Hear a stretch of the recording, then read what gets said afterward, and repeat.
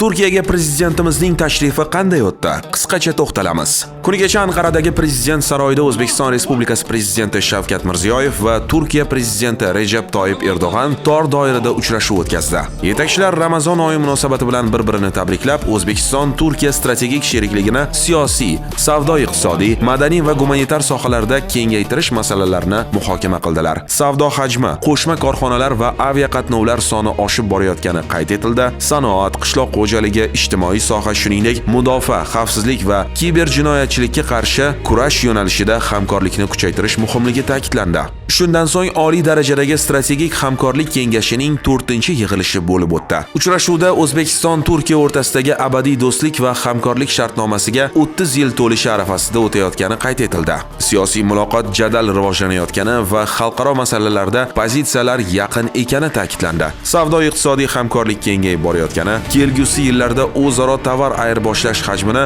5 milliard dollarga yetkazish maqsadi belgilandi. Yig'ilish yakunida hukumatlarga qarorlarni amalga oshirish bo'yicha yo'l xaritasi tayyorlash topshirildi. Shavkat Mirziyoyev Recep Tayyip Erdo'g'anni O'zbekistonga rasmiy tashrif bilan kelishga taklif qildi.